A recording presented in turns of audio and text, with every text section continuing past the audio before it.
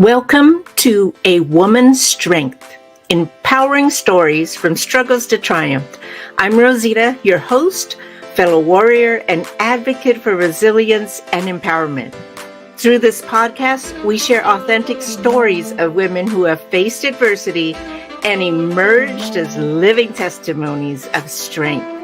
Their stories will inspire you to break free from limitations, embrace your authenticity, and rise above the challenges life throws your way. Together, let's discover the strength within us and create a community of empowered women who support and uplift one another. Join me every second and fourth Friday at 12:30 p.m. Pacific on Facebook as we uncover the keys to resilience, self-discovery, and integrating faith with personal growth. A Woman's Strength begins now. Welcome and thank you for joining A Woman's Strength, empowering stories from struggles to triumph.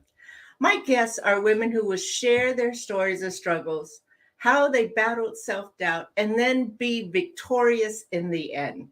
Now, sharing our stories is so important because I know for me, I don't know if this happens for you, Dana, but when I am lost or feeling down and I watch a video or listen to something that how a woman got through some trauma or heartache, I'm just like, okay, I can do this. I can do this. Did that happen to you? Yes, totally. I love stories of women overcoming. Yeah. So before we get started, I am Rosita Perez. I'm your host and self-discovery coach. I am honored today to have my guest, Dana Weaver. Hello, and thank you so much for having me on. Yes, absolutely. Dana is the founder and president at Weaver Solutions, and she'll get into that a little bit later.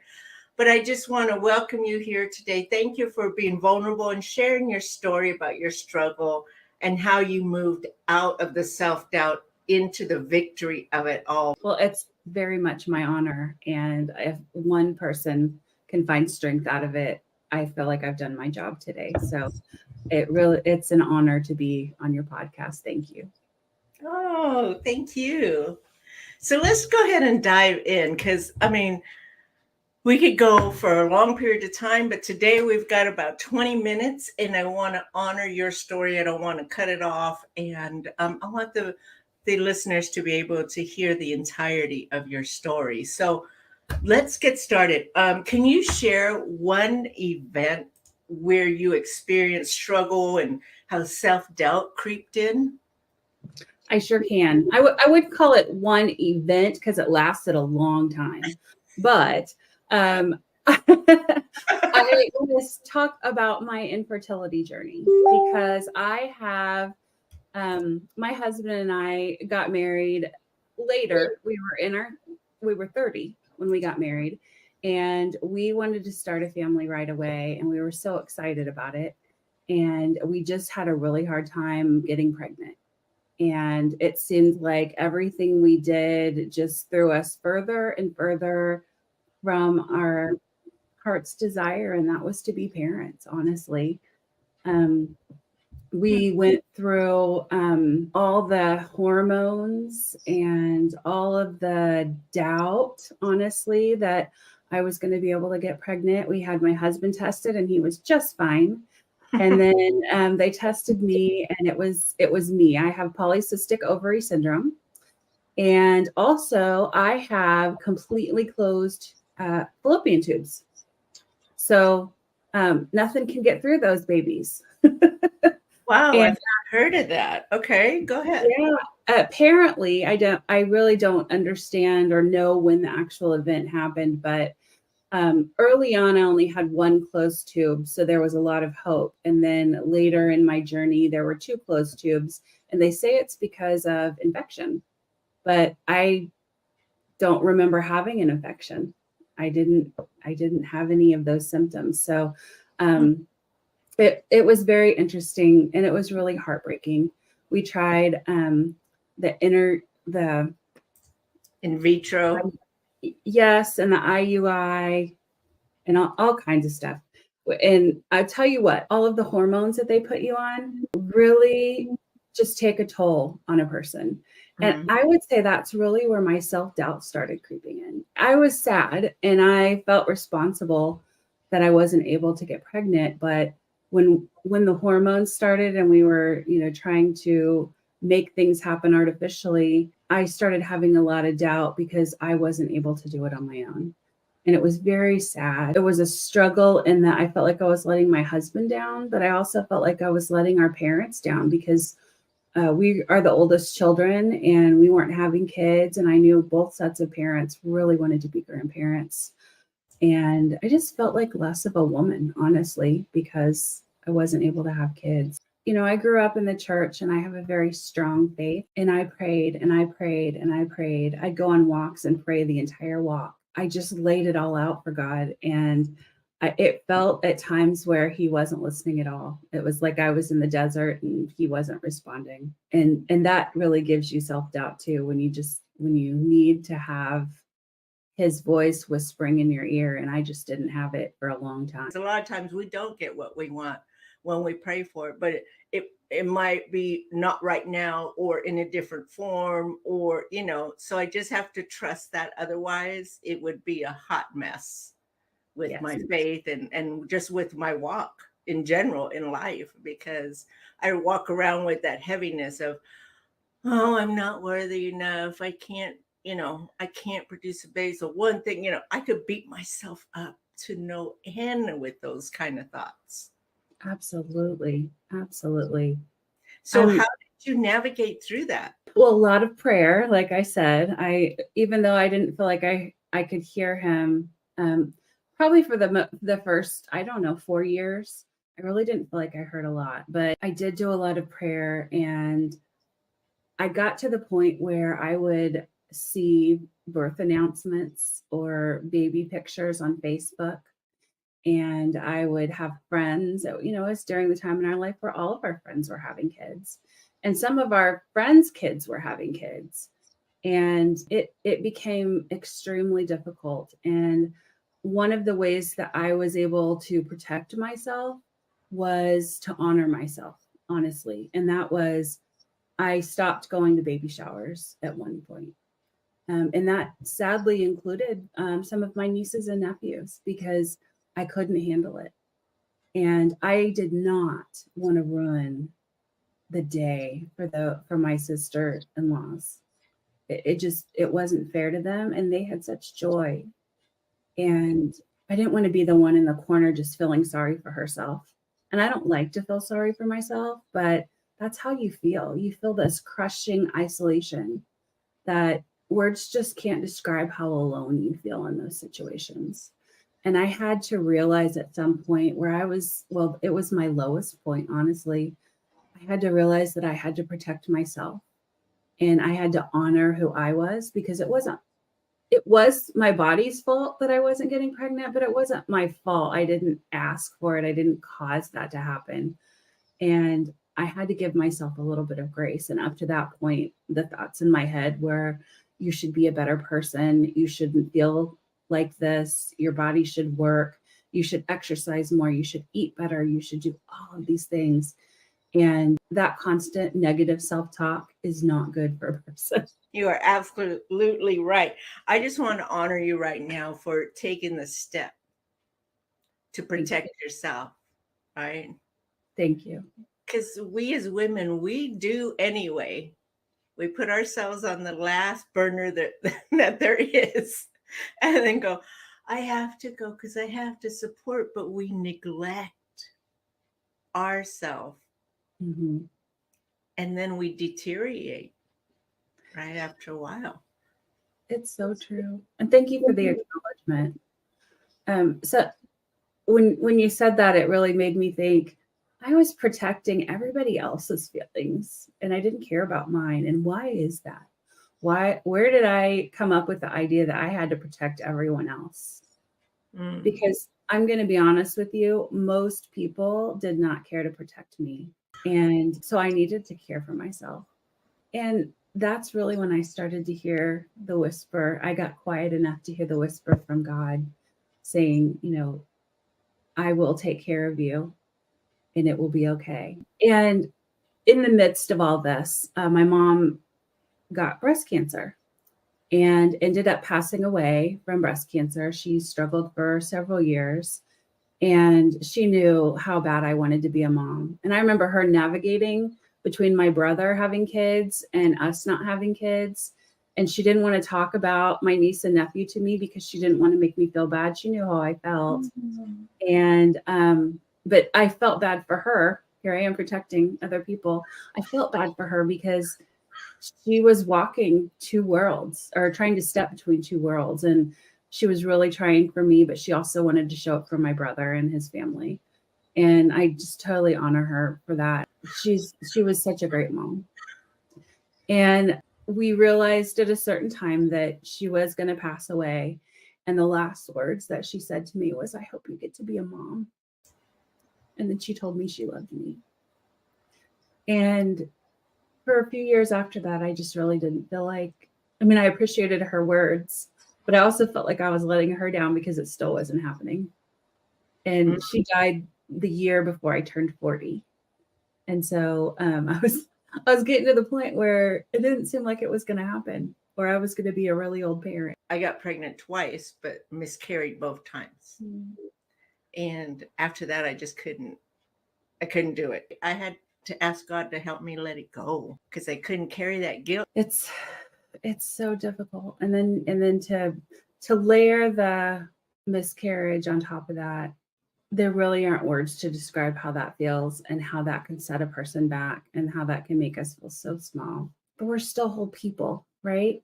That one thing, even though that's what, we think women are made to do, we have so many awesome opportunities in other areas to be able to shine and grow. And what makes us special as women is not necessarily that we're a parent or that we were able to conceive a child on our own.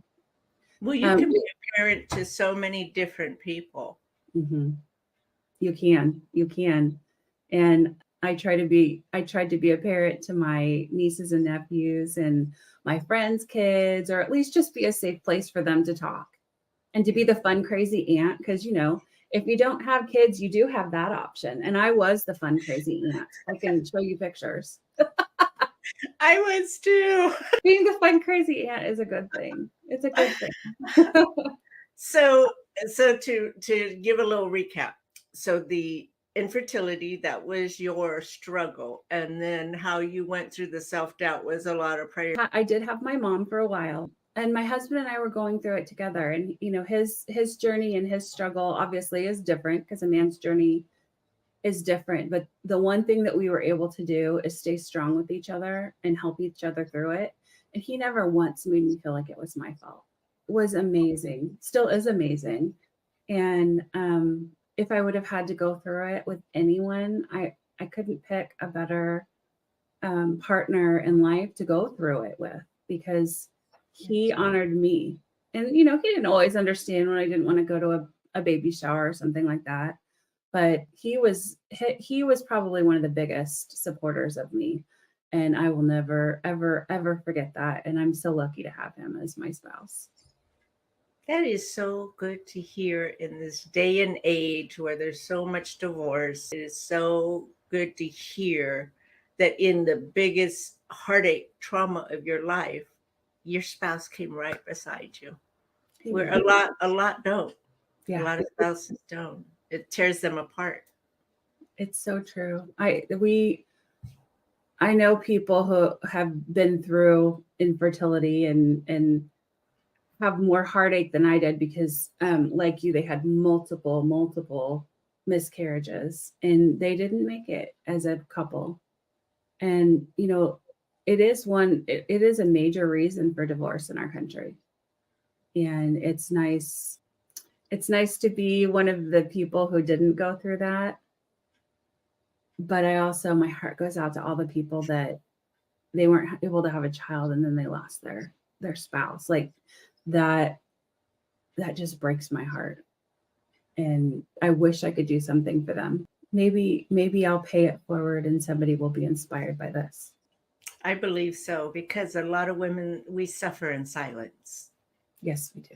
That's And great. that's the main huge reason that I wanted to do this, so that women have a place to come to with the different guests that come on with the different challenges, that they can gain some hope through any one of the episodes that we do. So, yes, I believe in that totally. So, tell me what, after going through all this, struggling, battling self doubt, overcoming self doubt, like what victory did you come to? Well, that's a great question. When I finally started hearing God's voice in my ear, I finally started saying the words that I should have been saying all along, and surrendering more to Him than my own self doubt and my own guilt. But I finally started saying, "Your will, not mine." And you mentioned that earlier.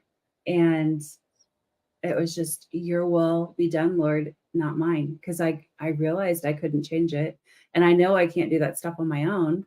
And I just surrendered it all to Him. And in the end, how I overcame it was, I kind of aged. I aged to the point where I couldn't have kids anymore. But we also had the opportunity to bring in two foster children into our homes and our lives. And I didn't think I was ever going to get to hear the words mom, but almost immediately when they came into our lives, for whatever reason, they both started calling me mom and my husband dad. And they're the sweetest words. Oh, They're the sweetest words that a person can hear. I Sorry, I was trying not to do no, that. no. If there are no tears, that would be odd. I'm It's so just, blessed to hear that. and And I, Dana, what came to me is, what if God was protecting you because the pregnancy would have done some things to your body that you couldn't recover from? Let me put it like that. I don't know what could happen, but yeah, what a blessing. Now you have two. we have two, yes. They're both they're girls, and they're sisters. And we were gonna experiment and see if we even wanted to be foster parents. We knew that there was a need. We just weren't sure how we would handle that. So we decided we would just start with one, and we were hoping for a certain age range. We got a call and said we have two within that age range. Actually, no, they were just on the outer ends of our age range, because we wanted 6 to 12 or something like that. And the girls were 5 and 13. And they came to live with us a month before the pandemic. And as you know, the reasons that children are in foster care vary greatly, but a lot of times there's trauma involved. And so not only do these poor little girls go through pretty bad trauma, but then they get thrown into a house with us, and they have to be with us 24/7 for the next, 6 months or whatever, where everything was locked down. And that could be really traumatic as well. And it was traumatic for a lot of us. But what it did for us, it was a sweet and beautiful thing. We bonded and we spent so much time together. And because everything was closed down, we weren't on the go all the time. And so we could go out and we would go to parks and we would just sit there and enjoy the flowers and the lake and play on the toys as long as the toys were open. And then those closed down for a little bit. So we would sit in field of clover and we would make the clover necklaces, things that I haven't done since I was a little girl. And I wanted to do all the things. And we did all the things. And the girls were so appreciative, but they were also, you could tell that every day they felt safer and safer and safer. And they've been with us for 3.5 years now, and we're hoping to adopt them at some point. But they do have a family and their parents can't be with them. They're in another country, but we want to make sure that we honor their family. And some of the things that happened to them were out of everybody's control. And so I want them to have a relationship with their biological parents, but I'm also really glad that they're with us and they're safe from the situation that they were in. And then they're both just thriving right now. And we've been through a lot of hard times. And if you would have told me that we would have been through all those hard times, I wouldn't have believed I wouldn't have believed it at all. Or that's the wrong thing. If you would have told me that I would have gone through all the things that we have with them, I would have said, nope, I don't want to do that. I don't think I'm strong enough to do that. But I am strong enough. We were strong enough together. And the Lord just,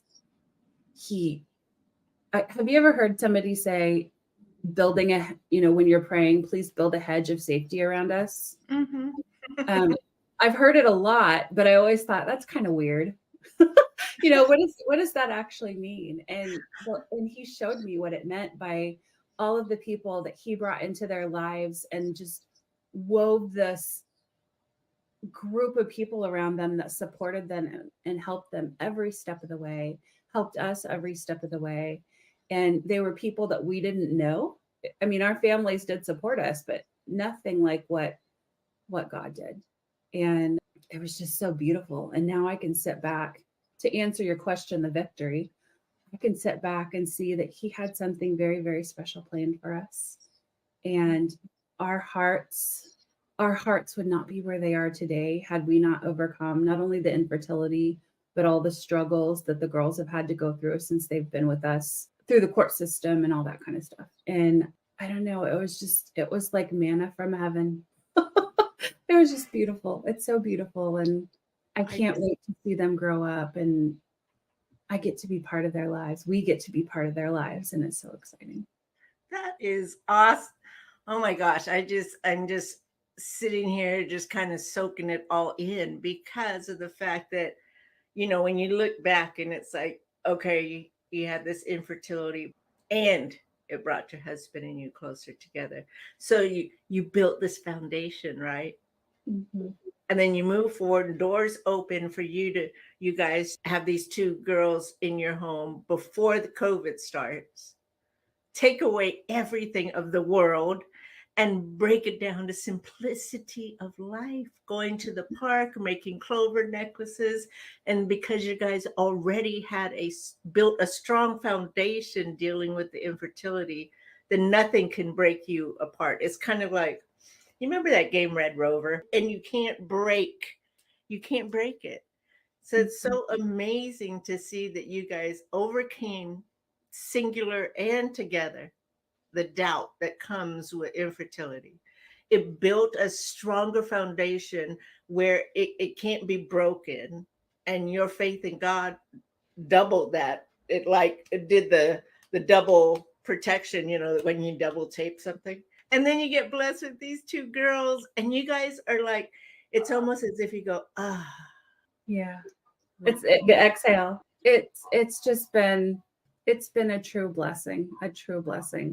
And the thing that I try to remember every day, because if you're a parent, parenting is not easy, and spending all that time wishing you were a parent, and then when you become a parent, there's things that can be really, really hard. And sometimes you think, why am I frustrated with them when I wanted to be a parent for so long? But it's just life. Kids are learning, kids are growing. We aren't perfect, they're not perfect, but I sit in those moments of difficulty and I say to myself, I am living the prayer that I prayed. Amen. Oh my gosh. Can't get through anything. We are at the end of our podcast. I just want to thank you for being so vulnerable and sharing this story. I know how much it means to you. And I know sometimes it's scary to be this vulnerable, but I can promise you, I feel like you're going to touch at least one woman, at least. I think there's more out there you're going to touch, but at a minimum, one that can really relate to what you're saying and that you bring them hope. Thank you. I really appreciate you being here. Now, how can people reach you? It's interesting, and I'll try to bring it down into as quick as I can. Part of my infertility story and changed my trajectory with the work that I was doing. And so this year I was able to create my own business. And in my other life, I teach leadership and I help people who work in retirement communities and nursing homes and home health and all of the aging services with their workforce. And so that is what Weaver Solutions is. But I also have my own Instagram for infertility. and it's called At Infertility Mindset. And I just put different things on there to inspire women. And hopefully I'm just a safe place for people to come and talk, because I have been there and I know the struggles. And I also know that you can get through it because I was able to live it. And I'm hoping at some point that I can help women with their mindset so that they can find that moment like I did, where I realized I just needed to give it over to God and quit trying to play God because it wasn't working for me. And when I did finally release, all this beauty just came into my life in ways I would have never imagined. So it's At Infertility Mindset on Instagram. Thank you, Dana. Thank Thank you you. so much for joining us today. We hope that Dana's story brought you hope to not give up, to keep going, and know that you are not alone. Your Instagram again, Dana? At Infertility Mindset. Connect with her. I'm sure there's more coming as we move along, because she is like moving from glory to glory and just growing and growing and being a brighter light that shines. So before we close, I invite you to my website, movingforwardforlife.com. Schedule your free complimentary clarity call to create a mini plan for you to help you get over self-doubt. Remember that you are not alone, and you have the power to choose the trajectory of your life. Integrate your faith with practical tools, and you will soar like you've never soared before. Thank you so much for joining us. Thank you, Dana. Thank you, Rosita. We'll see you next time.